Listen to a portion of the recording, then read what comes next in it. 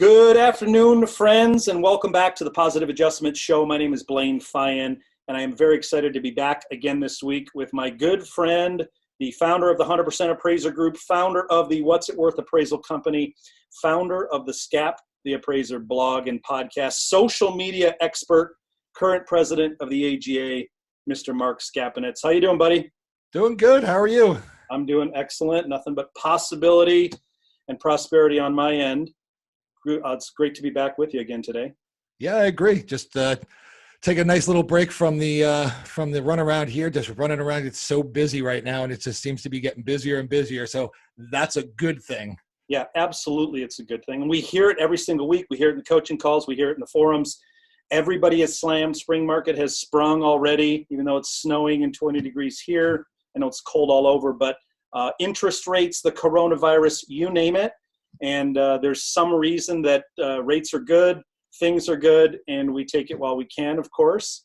But of course, the belief system amongst you and I is that we make our own business, we create our own markets. So we just take whatever the externalities are, and we make them work for our business. So if this spurs up a little bit of extra business for us, we take it and we make it work. I agree. Just got to do what you can while you can before you never know what's going to hit. And then one day it just goes, this light switch goes off and you're just like, why didn't I take all those other jobs? Well, yeah, you should right now. Yeah, it potentially can. Of course, we talk all the time, again, how we create our own markets and we build our own businesses. We're always looking to the positive. This show is called The Positive Adjustments.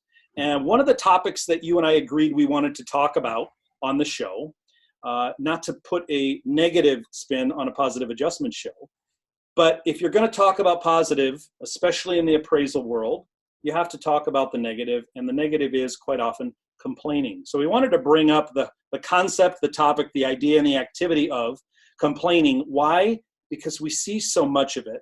We encounter so much of it. We're always faced with doom and gloom. There's lots of stuff in the news today. We can bring all of it up. But we wanted to talk about the act of complaining, what it is, how it happens, what goes on in your brain, what goes on in your body. And then, of course, we want to bring some positivity to it. We want to talk about how we can change it. Agreed? I completely agree. This is a must do topic. And I think this is perfect to bring this out in the second episode. Yeah, I agree. So let's talk a little bit about what it is. Everybody knows it when they hear it. Everybody knows it when they see it. Of course, everybody's programmed a little bit differently. I just did a 3-part podcast series on the Real Value podcast called The Science of Success, where I talked all about the science of the brain and the body, the science of how neurons and cells that fire together wire together. We talked about the reticular activating system and how all of that stuff works together to essentially bring in front of our personal windshield all of the things that we're programmed to believe, all the things that we're programmed to see, all of the things we think are possible, maybe more importantly, all the things that we can't imagine are possible that will be kept out of our windshield.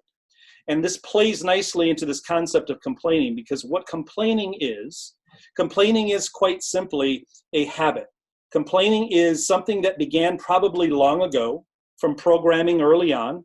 It can be environmentally charged. It can be something that happened in the home, something you saw, some type of training you received maybe as a child, and then it just maybe got worse or kept going as you got older. But it becomes a habit, and it becomes something of an addiction. I talked in those episodes about how the process of things occurring in our brain, the acronym is TEAR, T-E-A-R.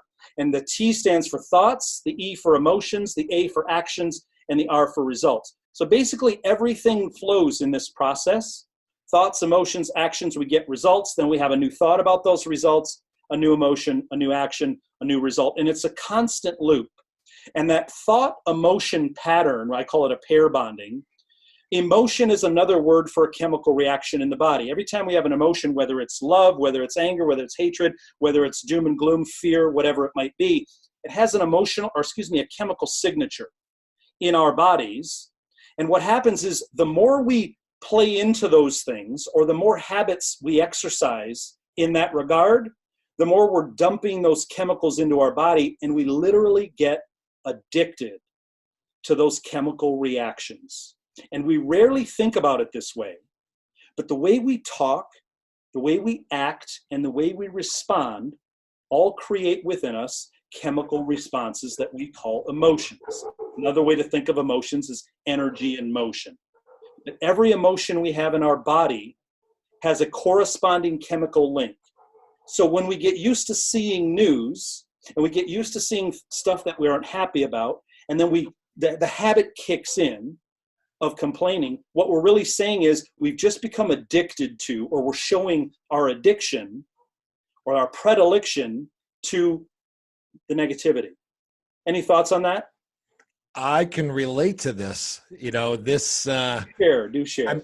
I mean, if we're going to talk about, this complaining thing, you're going to talk about it being an addiction. I mean, obviously everybody knows I've gone through my bout with addiction and with alcohol addiction. And I tell this to everybody all the time. I really think everybody should go to an AA meeting, because you will learn a ton, and you'll get to see a lot of things, and it could really change your mind and change your thought process on things. But however, I was this guy.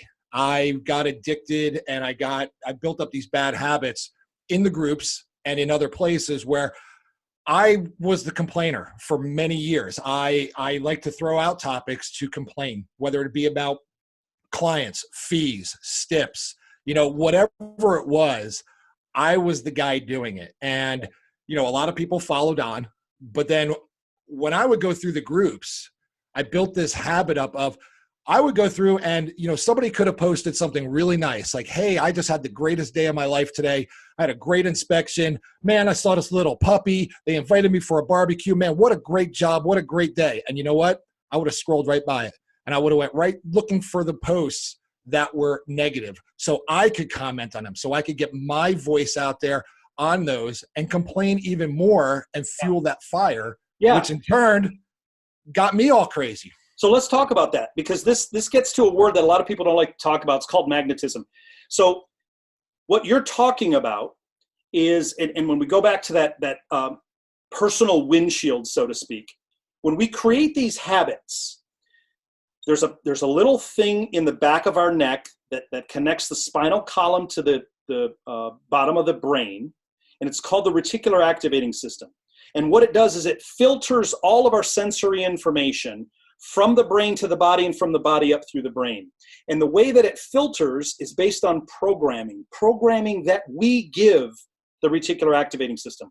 So when we build up a habit of complaining, of looking for negativity, what happens is the reticular activator, it's like a switch. It's constantly switching on and off based on what we told it we wanted to see, and maybe more importantly, what we told it we don't want to see, either because we don't believe it's possible or because we have no interest in it. So what you just said is basically when we get addicted to those chemical reactions, that chemical release in our body. By the way, the chemicals are cortisol and adrenaline, and they're very necessary for operation in a security scenario, i.e. there's a saber-toothed tiger sitting on the edge of a cliff right here and it's about to eat you. Your body needs cortisol and adrenaline to get the heck out of the area and get it to safety. The problem is, for many people, because of this habit and this addiction scenario, they're constantly seeing in their windshield what they told their reticular activator they wanted to see, which is what you just said. Yep. They will only see the negative news.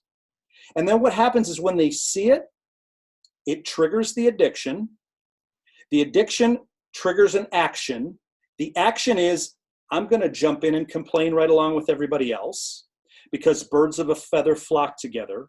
So now we're all triggering each other's addictions to this chemical, the chemicals cortisol and adrenaline. We get ourselves all fired up. Well, let me tell you, cortisol and adrenaline are responsible for more deaths than smoking and car accidents combined, because they lead basically to heart attacks. They lead to decay of the heart and the body. And it's basically the core chemicals that bring on almost all disease or dis-ease in the body. So when it's like the saber-toothed tiger is following us all day, every single day, and we're just constantly dumping cortisol and adrenaline in our bodies. And it's all because of this habit that you just talked about. And it goes even further, because it's not even just the habit of looking for those things and just doing it. I could have, at that point in my life, I could have just made negativity or had that habit creep up on positive posts. I would always find something wrong to say about something out there Yeah. because that's what I was programmed to do. Didn't matter what it was, but even if it was somebody just happy, I would find something negative about it. Like, why are you so happy? This profession sucks. You shouldn't be so happy. And it would have nothing to do with it, but that's how my mind was programmed to do. And I had to do that whole reprogramming of myself over the last 7-8 months to really kick that habit. And it still lurks there, and it takes time, but it's way better than it was. I'm not out there trying to produce negativity or to contribute to it. I'm trying to take a different spin on things now. Yeah, you bet. And there's a lot of people out there like that. And they're not bad people. We all have friends. We all have people in our lives where no matter the good news we want to share, they always have some way. We sometimes dumb it down and we say, well, they're just playing devil's advocate, when in reality, they're simply complaining. They're taking something good and they're turning it into something bad. And what you just mentioned, there's a name for it. It's called cultural hypnosis. Cultural hypnosis is where everybody kind of follows. They're lemmings following something, the lead lemming off of the cliff. It's the doom and gloom and how everybody just gets programmed to it, which means the person in the crowd, the person like me, maybe the person like you today, who's constantly happy, constantly grateful, constantly always has a positive thing to say, we're the crazy ones in the crowd. Everybody calls us crazy, or the word that they will use is unrealistic. Blaine, you're just not being realistic about what's going on in the world. And we'll talk a little bit about that when we talk about some current events. But the reality is, when you believe you create your own reality, when you believe as an entrepreneur you create your own business, you have to have a new habit. And the new habit is being able to identify and see the path of negativity, the path that is easy to follow and start complaining, and then we have to close that path off. We have to basically put up a barricade and go, you know what? I'm going to break the habit. I'm going to break the habit to the chemical addiction of negativity, of drowning in cortisol and adrenaline, and I'm going to start ramping up the good hormones. And there's 2 ways to do that. And I think you're probably becoming a pro in one of those ways. It's one key word. It begins with G, and it's gratitude. Talk to us about gratitude. I mean, for me, it was something that I never even really had it a part of my life. I mean, I lived my life one way, and that was full speed. And I never really took the time to look back at things, look forward at things. I never would catch myself saying things. I would just say things, just do things. But once I got into this rehab program, I learned gratitude. I learned a different way of thinking. I learned of, hey, I'm really happy now that I've learned this. And I take these different scenarios, these different negative scenarios and everything. And now I start to catch myself and say, wait a minute, that sucks. That's terrible. But you know what? I am so happy where I am in life right now. And it's because of this, this, and this. And it's because of this person, or it's because of that. I'm happy on all the jobs I'm getting, no matter who they're from. It doesn't matter to me, because those are the things that have really given me a lot of gratitude now going forward. Is I look at everything in my past and I accept it, and it makes me who I am today. But it's also shaped me to the point where it's like, look, you can't be that way anymore. And you need to move forward with things. You need to look at things in a different way and take that negative and see if you can spin it. See if you can find something positive about it as you are looking deep at it. And if you can find something, then go with it. And if you can't, well, maybe you just got to keep looking. Yeah. Yeah, gratitude is a huge part of that program. That's why I wanted you to talk about it, because, and I'll tell you why. The reason they focus on gratitude is because it's the highest vibration in the body. And again, I don't mean to get too woo-woo talking about magnetism and vibration, but every human being, every body is a big electrical transmitter and a receiver. It's science. They can test and record the electrical impulses that are coming off of our bodies and coming into our bodies. And every emotion has with it a corresponding not only chemical reaction, but a vibration in the body. Negativity, fear, doom, gloom, all of those things have very low vibrations. Gratitude, joy, pleasure, excitement, all of those have very high vibrations. So anytime you can shift what you're focusing on from a low vibration to a high vibration. You bring the body, the mood, everything literally out of a pit, the lowest vibration possible. Again, fear. So anytime we start complaining about something, we're also understand we're giving up the feeling of control. People who complain are typically ones who give up responsibility for changing the very thing they're complaining about. This is an important thing to understand, because when we complain about something, we are essentially telling the world, I don't like this. I'm going to spend my vital time, effort, and resource putting out negative energy, which attracts more negative energy. And I'm also saying I have no ability to change it. Because if you did have the ability to change it, you likely wouldn't complain about it. You would just get about the work of changing it. So the first step in changing that complainer habit is to focus on gratitude. It's not easy. It's simple, but it's not easy. No, it's really not. And I mean, I just want to say, you know, going back to where I went and where I came from and where I am now, you know, I have so many things to be thankful for. But like I was saying, I'm still very thankful for all the things that happened to me, because those are the things that got me to where I am today. Yeah. And if I'm not embracing them, if I'm not embracing what happened to me and how I got here, well, then I'm just ignoring it. And it won't provide me anything good going forward. So by ignoring, you know, the complaining, by ignoring, you know, all this other stuff that's out there, it doesn't really help me at all. It just makes me think of things differently going forward. So for me, I had to get rid of that aspect of being so negative and complaining and complaining and complaining. But yeah, when I look back at things, the things that I complained about back then were so stupid and trivial that I look back and I laugh now and I go, wow, there are so many bigger things out there for me to worry about and for me to complain about. Yeah. But I'm not going to, because it's not going to serve any purpose. Yeah. Were they things you could change? No, not at all. Yeah. It's said that there's 5 things we can change. You know what they are? Can you take a guess at any of the 5? 5 things we can't change. Let's start with those. 5 things we can't change. Can't change your age. You can't change the time. Yeah, that's true. You can't change the weather. You can't change your past. And you can't change other people. Those are the only 5 things you can't change. You know what that means? Everything else you can change. So we get a choice every single moment of every single day, how we're looking at things, whether or not we're going to drop down into the lowest vibration, release those deadly chemicals in our body, and we're going to complain, give up our responsibility for changing that thing, or are we going to scratch the record, so to speak, break the habit and go, no, you know what? I can change this. I may not be able to change that circumstance, and we'll talk about that, Joe Biden, coronavirus, whatever it might be. We can't change people, but we can change how we respond, how we react.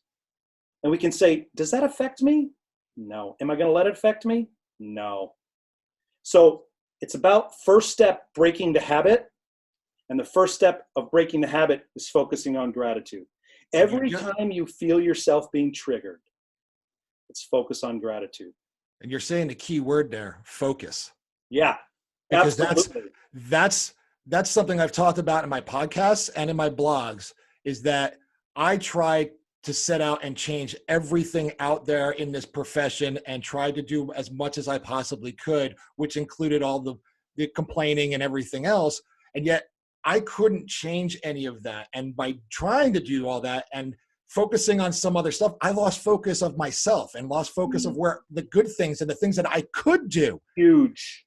And by losing that, it put me in a deeper, darker hole, which eventually got me to where I was. Yeah. But now retraining that focus on myself and myself only, and my business and my wife and my dogs, now I'm accomplishing more. Now I'm doing better things, and I'm out there being better, doing better, and having more enjoyable times doing it. Yeah, I'm glad you brought it up, Mark. I'm glad you brought up that keyword. I, for a minute, thought the keyword was gratitude. You just changed this whole show, because the keyword is focus, because we get to choose what we focus on. And by the way, what you choose to focus on gets energy. It's energized. When you focus on it, new energy is put into it. It doesn't matter if it's good or bad. If you focus on a house plant, it will grow better. If you pull your focus away, the plant tends to wither and die. If you put your focus on your relationship, it tends to blossom. If you pull your attention away from your relationship, no energy. You pull your focus away from your business. And we all have limited focus. Limited focus. We only have so many areas that we can direct our focus in. You just said it. And when you make the choice to focus on the things you cannot control, or you make the choice to complain about things you can control, you're giving energy to things that don't need your energy. That's when we have to shift our focus, as you just said so wisely. You have to shift your focus to something else. That's why the command to shift toward gratitude. You have to recognize it. You have to have the discipline and the wherewithal to say, nope, you know what? Actually, with your thumbs, scroll on by, scroll on by, scroll on by. I tell people in the coaching program, go home and do push-ups with your thumbs so you get really good at just scrolling on by. Because it's real tempting to just see something, feel that emotional chemical cocktail being released in your body as you get pissed off, and then go, I'm going to give them a piece of my mind. And that's called complaining. And you just got sucked in. And what you also did is you sucked other people in. And as we know, no problems ever get solved on the internet or on social media or when we complain. So we have to recognize this. We have to take back control, take responsibility for ourselves and where we place our focus, because what we focus on will be energized, and more of what we focus on will come to us. That's how the reticular activating system works. We tell it what to see, we tell it what not to see, and we tell it what to focus on. And in return, more of that shows up in our windshield, our personal windshield. So when we're constantly programmed and focused on the negativity, like you said at the beginning of the show, it could be a great post about puppies and happiness and joy. And if you're not programmed to see it, you scroll right on by until you see something that, boom, zaps you right there, and you go, oh, there's that chemical release. Yep. There's the negativity. There's the cortisol that I've been craving rushing through my body. And then the adrenaline hits and you go, I'm going to give them a piece of my mind. Have you ever noticed, and I've noticed this after going back and looking and studying the group and other places in social media, have you ever noticed that good, happy posts, they may get a lot of thumbs up and a lot of likes and everything, but they don't get many comments. But the ones that are really, really negative, that really drive people to comment, are the negative posts and the ones that are complaining about this company, this, that. Then it just opens up the floodgates and everybody just one comment after another. Then it turns into something else and it just keeps on going. But yet the person that's asking for help with something gets 2 posts, maybe 3, and they're actually trying to do something. They're actually trying to get some help. You know, it's crazy. Yeah. Yeah. I mean, we know I have a private group you're a member of, the Success Dojo, where it's all about positivity. It's about helping each other. And we have some great conversations. But because they're all positive, there's nowhere near the conversation and discussion as the negative forums. And although saddening to me that is the case, I get it because I understand human psychology. It's why news stories, news channels, why the newspaper typically posts negative doom and gloom, because that's what gets people to read and gets people to watch. Puppy stories, not so much. They put the puppy stories at the end of the hurricane, the death, the destruction, and the political stuff. You know, I've talked about this, in the group and in other places, and I talked with you and in my blogs and podcasts.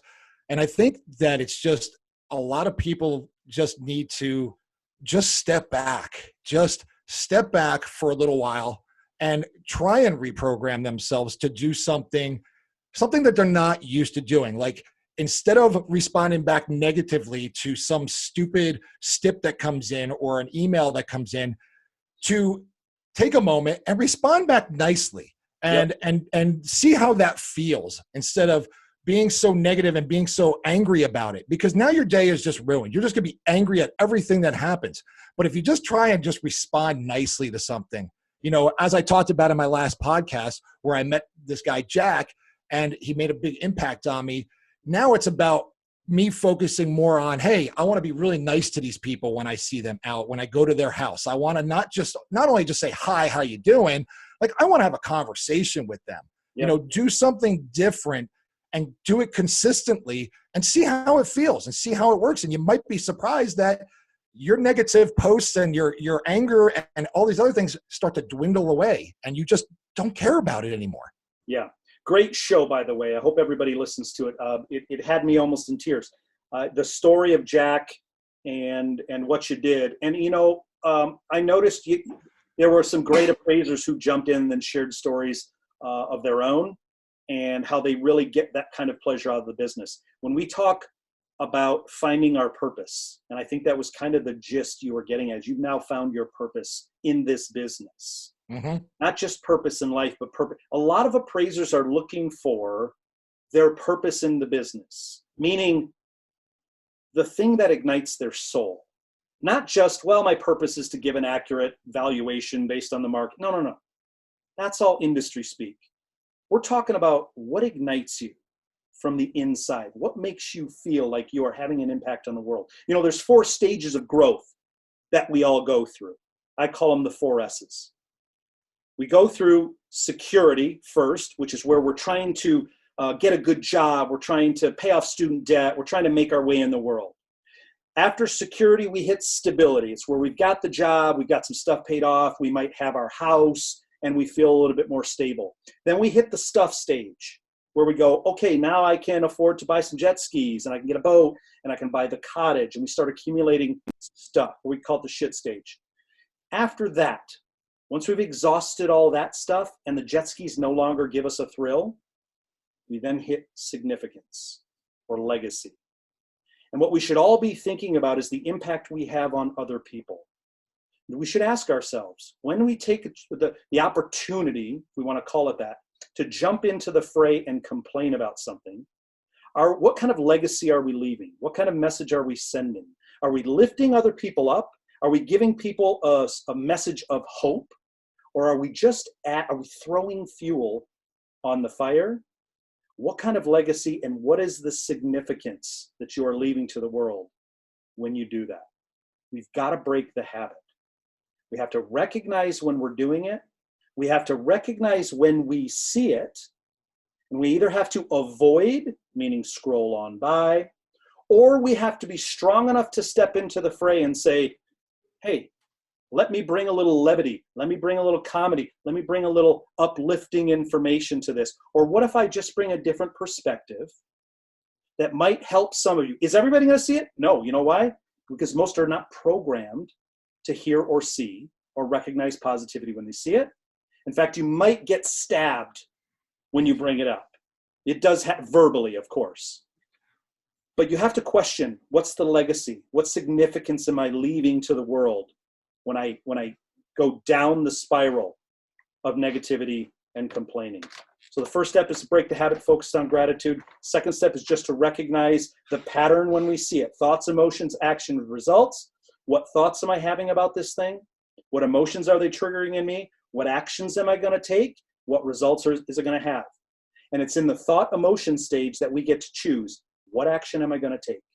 When we have the thought, the emotion gets triggered, we can take the same action we've always taken and complain, give up complete control, or it's right there we can scratch the record and start to build some new grooves. Neurons that fire together, wire together. Cells that fire together, wire together. And by the way, the brain's biggest job is survival. So what the brain does is it builds in efficiencies. Anything we do repeated over time, neuronal bridges are created. Neurons build little bridges. Everything we do, positive or negative. So when you complain, you can see it on film when the neurons start to go like this and they build a bridge, a complaint bridge. And what that makes the brain do is it makes it very efficient at recognizing very similar situations, and it makes it easier to complain the next time we see it. So in essence, when you complain, you become a super efficient complaint machine. And after a while, it's no longer a habit. You aren't exercising the habit. The habit is exercising you. That's when it gets scary, right? Oh yeah, it All does. too well, right? Well, I mean, I don't want anybody to get me wrong here. I mean, I still complain, but I complain in a different way. I'll complain to my wife about the dogs, or I'll complain about some other things. I mean, it's just natural to do that, but I'm not doing it in an everyday sense of my personal life, my business life, my professional life, social media. I mean, I've really taken and cut that down to where, you know what, I'm not going to be out there complaining about these things because I can't control them. I can't do anything about it. So what is it going to do? It's going to do nothing. And it's only going to make me more angry, probably, because maybe other people are going to pile on top. Maybe nobody at all will respond, which will make me angry. Yeah. So I'm cutting that out, and I have cut that out, and I'm concentrating on doing newer, better things and reprogramming my brain, which is working really well, by the way. But, I just think that there just comes a time when you just have to just, put yourself in the mind frame of just saying enough's enough, and let me worry about the things I can. And especially in this profession that we're in, because there's always constantly doom and gloom and bad things happening, we find ourselves constantly just jumping on it and complaining about it, that we have it so bad. This is so terrible. But I want to tell you that through all this bad stuff, there's a lot of good things that can happen if you look for them, if you try and find them. There are people like yourself. There's people like, other appraisers out there that I know that decided they wanted to take their business in a different direction, and they worked hard at it, and they're more successful now than they were when they were with all of us complaining about the things that they didn't want to do. Absolutely. So they found that silver lining and they took advantage of it. So you know what? You can. Yeah, you just brought up an excellent point, a really excellent point. I've said this in the podcast many times, but I completely forgot about it. The most successful people are not hanging out there. Why? They don't have the time. They're far too busy focusing on what they can control. So the people you're seeing commenting, when that's your world, you think they're the most important people in your world, but they are not the achievers. I hate to say it. They could be good people. They're probably cool to hang out with and play softball with, but they're not if you have time to get into a forum and complain, I'm sorry, you're just not achieving. The achievers don't have time to do it. I was the prime example of that for many years because I was constantly doing it, and it brought me down to a point of just almost rock bottom. It got me really in a bad place. But since I've stopped, since I've turned the page and started working on building my brain better and concentrating on different things, I've actually am starting to live a much better life, a much healthier life. I'm actually making the changes that matter to me, and I'm becoming more successful because I'm not on the social media all the time, but I'm also not contributing to every single post out there, or, the things that really don't matter to me anymore. Those things used to matter. They don't matter anymore. What matters to me in the group are the people that need help, the people that want to do things, the people that are asking questions. Those are the people that matter, not the people that are out there just putting every little bit of garbage they can on there. I try to control as best I can, but that's not in my plans anymore. So, I mean, trust me, if I can do this, I think a lot of you out there can do it as well. Trust me on this. Everybody can. The important thing to remember is that all habits, when they're broken, they need to be replaced with new habits. We can't just break a habit. It just doesn't work that way. When you break a habit, or when you're trying to change a habit, it must be replaced. You're basically taking a pillar that was holding up your house, you're breaking it in half, and now half of the house is going to fall. So you have to put a new pillar in place. So when you break a habit, if your habit was negativity and complaining, you have to replace that habit with a new action, a new physical and intellectual action. And that's why I'm saying it again, it's super important. The way to replace that habit is to focus on gratitude. As soon as you catch yourself and you feel the negative feelings in your body, you have to immediately shift to gratitude. What do I have? What do I have control of? What can I control? What do I want? That's an important question. And then the other thing is just to recognize the pattern. When you can recognize the pattern, then you can take some control to change the pattern. I'm going to give a quick shout out to somebody here, Mr. Jim Amarin, former AI president. He's in our group, and there was a kind of a crappy post that was put on there today. A lot of comments until I shut it off. But he hashtagged something that I really got my attention, really drew me to it. I love this hashtag. And the topic was about politics, and there was lots of complaining going on in this thread. And he posted this hashtag: find the love in your profession. It's up to you. Boom. There it is. Mic drop. Yeah. There it is. If you find that and find that purpose, you're going to be successful then. Yeah. Yeah, I absolutely agree. And I guess on that note, let's bring it up. The elephant in the room. Joe Biden made some comments about the appraisal profession. Social media has lit up with, well, quite frankly, complaining. Maybe rightly so, maybe not. If somebody comes to me and says, hey, Blaine, did you see what Joe Biden wrote? Or excuse me, what he said about the appraisers and appraisal profession? I'm going to have two questions. First question is, do you have written goals? Second question, do you have a P&L and a budget? And they're going to go, what? I'm talking about Joe Biden and politics. I'm going to go, yeah, I know. Do you have written goals? What does that have to do with politics? Nothing. What does politics have to do with your business? Joe Biden doesn't control your business. He's not controlling your phone. Yeah, but he said bad things about an appraiser. Who cares? People say bad things about appraisers all the time. You have a choice of what you're going to focus on and what you're going to allow the information that's out there affect in here.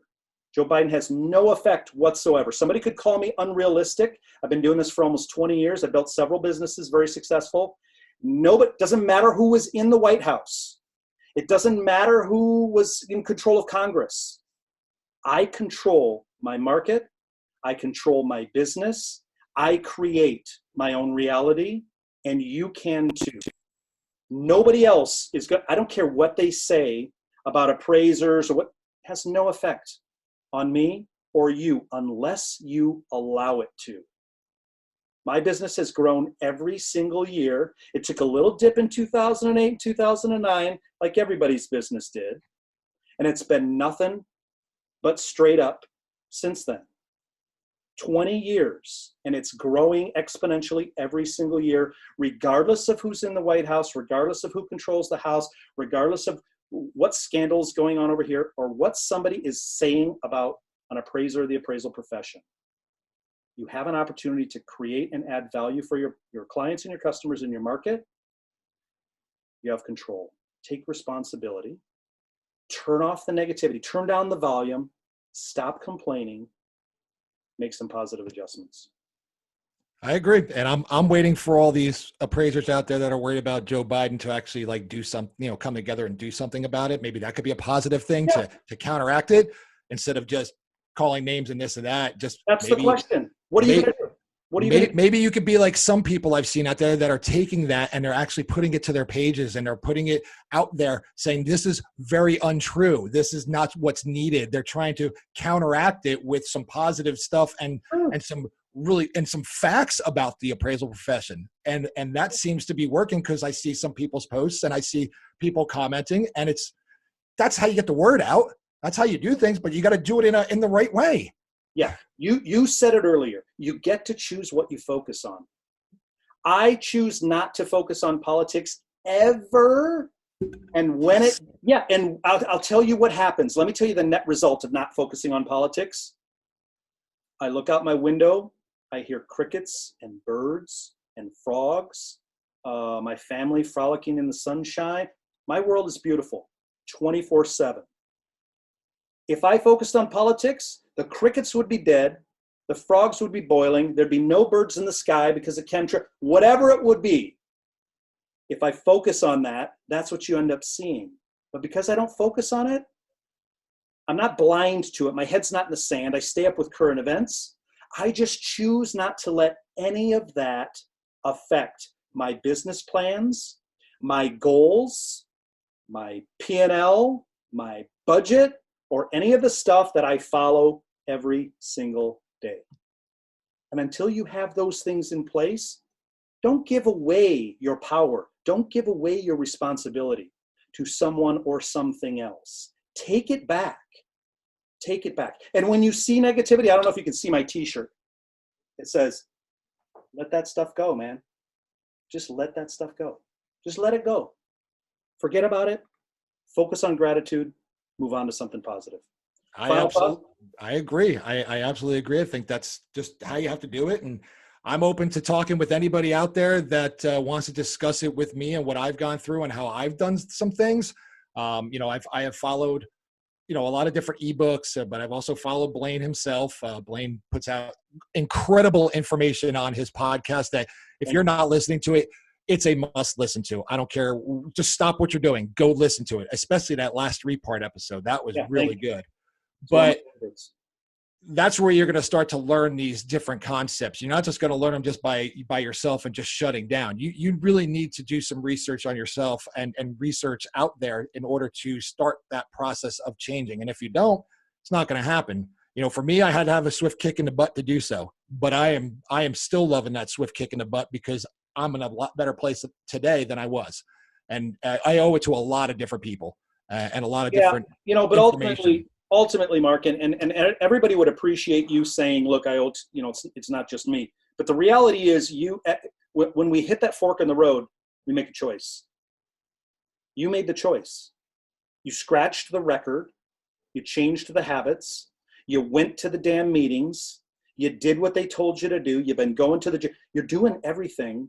And every single one of those is a choice. Mm-hmm. And it's a habit builder. And it's a habit builder. Every time you change the thought, you change the emotion corresponding with that thought, and you take a new action, you're breaking the old habit and you're building a new habit. And that's what you're doing. I'm trying. One day at a time. We just keep going. But I think this is awesome. And I think, like I said, if anybody wants to reach out to me, all my information's out there. I'm pretty sure you can Google me and find me. You're out there, my friend. We always say that about you. Well, thank you, my friend. Episode number 2 in the books. It's all about positivity. It's all about changing the narrative and breaking the habit, so to speak. Stop complaining. Take back control of your life. You can create a different legacy when you choose to, and add some significance to the world when you do. And I look forward to continuing to do that with you, my friend, in these upcoming episodes. And we'll see you on the next one. Absolutely. So everybody get out there, make some positive adjustments in your life and your business, and we'll see you soon. Fist bump. Appreciate it.